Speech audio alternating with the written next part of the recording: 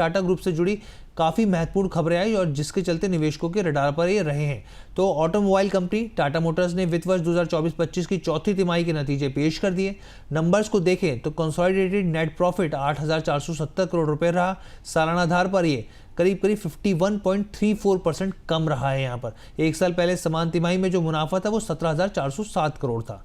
Operation से company का revenue की बात करें तो ये करीब 1.19 लाख करोड़ रुपए रहा और एक साल पहले की समान तिमाही में ये 1.18 लाख करोड़ रुपए था।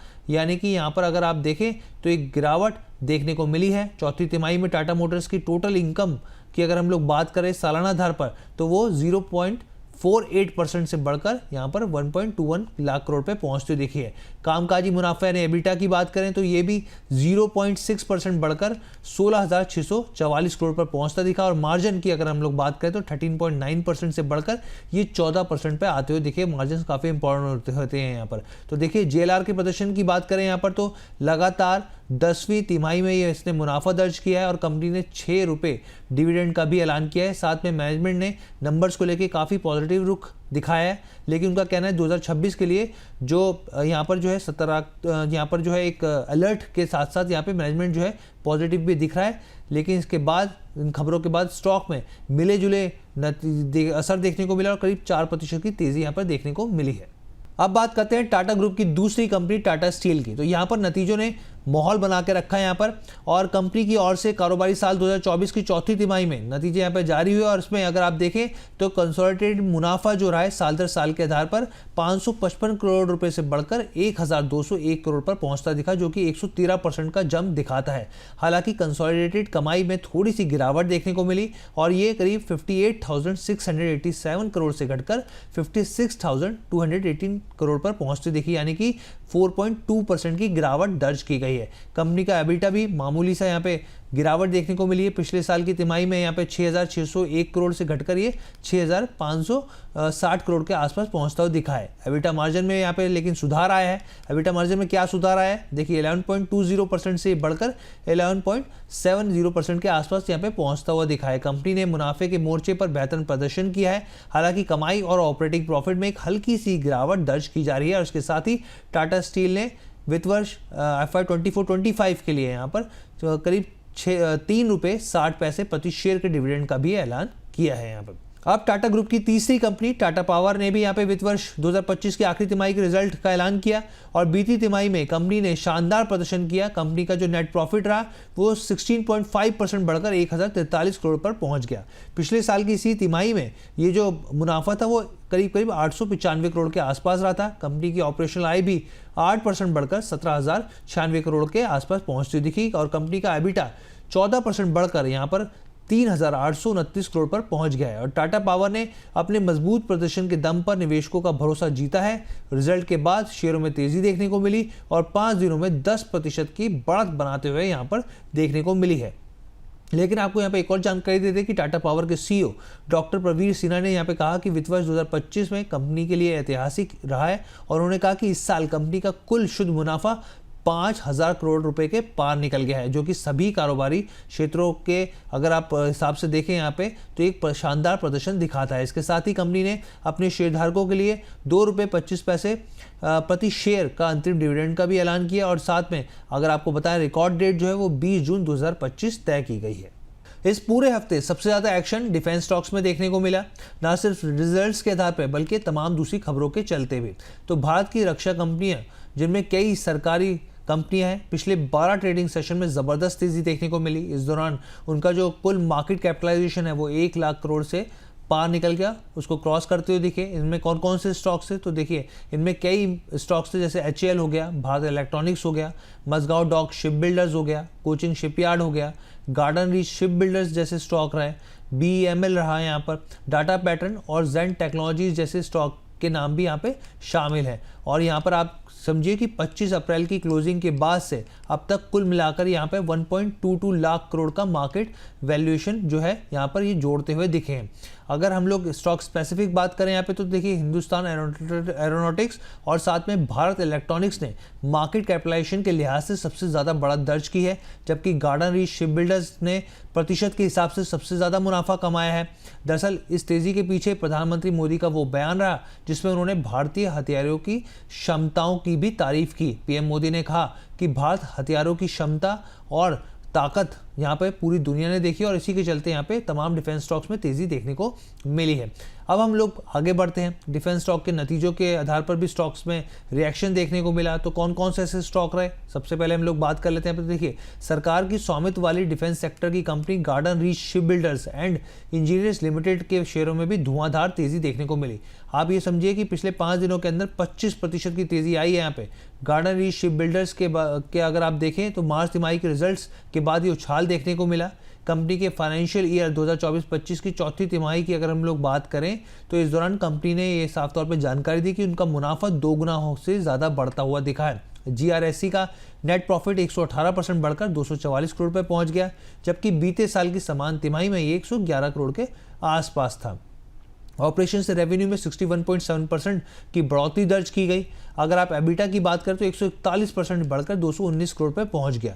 वहीं एबिटा मार्जिन की बात करें तो 8.9% से बढ़कर ये 13.3% पर आ गया है। और ईपीएस को अगर आप देखें, अर्निंग पर शेयर की बात करें तो 9.74 रुपीज़ से बढ़कर ये 21.32 रुपये पर पहुंचता हुआ दिखा है। आपको बता दें कि बोर्ड मीटिंग में यहाँ पर एक अहम बोर्ड मीटिंग हुई और उसमें यहाँ पे बोर्ड ऑफ डायरेक्टर्स ने 4.90 रुपये प्रति इक्विटी शेयर के डिविडेंड की भी सिफारिश करी है यहाँ पर। अब हम आगे बढ़ते हैं और मल्टीबैगर एचएएल की बात करते हैं। वित्त वर्ष 2024-25 की चौथी तिमाही में इन्होंने इस कंपनी ने नतीजे जारी किए और कंपनी का जो कंसोलिडेटेड मुनाफा है वो 7.7% की गिरावट के साथ यहाँ पर 3,977 करोड़ पे पहुँच गया है। और कंपनी की जो यहाँ पर कंसो आय की बात करें तो वो इस बार 13,700 करोड़ पर रही है और एक साल पहले समान तिमाही में ये 14,770 करोड़ के आसपास थी, जिससे साफ तौर पर 7.2% की कमी यानी कि गिरावट देखने को मिल सकती है। एबिटा की बात करें यानी कि कमाई से पहले के जो ऑपरेशनल प्रॉफिट होते हैं वहाँ पर क्या स्थिति रही, तो देखिए वहाँ पे जो स्थिति रही वो पहुँचा यहाँ पे 5,295 करोड़ के आसपास पहुँचता हुआ दिखा, जो कि पिछले साल यहाँ पर 5,906 करोड़ के आसपास था। वहीं एबिटा मार्जिन की बात करें तो 40% से ये घटकर 38.65% पे पहुंचता हुआ दिखा है। नंबर्स भले ही यहाँ पर नेगेटिव ट्रेंड दिखाते हैं, लेकिन एचएएल ने तिमाही नंबर्स ने जो अगर आप देखें तो अनुमान से बेहतर प्रदर्शन किया, जो कि मार्केट को या फिर जो कहें स्ट्रीट को उम्मीद थी उससे बेहतर प्रदर्शन करते हुए दिखे, जिसके चलते शेयरों में हल्की तेजी देखने को मिली है। और आपको एक और चीज़ जानकारी दे दें कि एक्सचेंज के डाटा के मुताबिक एफआईएस की अगर होल्डिंग की बात करें तो मार्च 2025 तक ये करीब 12.08% तक पहुंचती हुई दिखी है। इसके बाद एक और सरकारी defence company Cochin shipyard limited के बारे में बात कर लेते हैं और इसके शेयरों में भी एक बम्पर तेजी देखने को मिली और ये बढ़त कंपनी की मार्च तिमाही के नतीजों के बाद आई और लगातार 5 दिन तक स्टॉक में एक धुआंधार तेजी देखने को मिली। कोचिन शिपयार्ड का अगर नेट प्रॉफिट की बात करें तो पिछले साल की तुलना में ये 10.8% बढ़कर 287 करोड़ पे पहुंच गया। वहीं इस तिमाही में रेवेन्यू भी 37% बढ़कर 1,760 करोड़ के आसपास पहुंचता दिखा। हालांकि इस तिमाही में जो एबिटा की बात करें तो वो 7.6% की गिरावट के साथ 267 करोड़ पे पहुंचता दिखा है। एबिटा मार्जिन देखें तो 730 बेसिस पॉइंट घटकर 15.10% पर आ गया, जो कि पिछले साल 22% से ज्यादा था। कंपनी के बोर्ड ने वित्त वर्ष 2024-25 के लिए 5 रुपए की फेस वैल्यू वाले प्रत्येक इक्विटी शेयर पर 2.25 पैसे यानी कि 2 रुपये 25 पैसे के अंतिम डिविडेंड देने की सिफारिश करी है। और यहाँ पे साफ तौर पे एंटिक स्टॉक ब्रोकिंग ने यहाँ पर उम्मीद जताई है कि कोचिन शिपयार्ड की रेवेन्यू बढ़ोतरी यहाँ पर और आने वाले दिनों में और मजबूती देखने को मिल सकती है। ब्रोकरेज का ये भी मानना है कि शिप रिपेयर बिजनेस की हिस्सेदारी में भी यहाँ पर बढ़ोतरी देखने को मिल सकती है, जिससे मार्जिन में और सुधार देखने को मिल सकता है।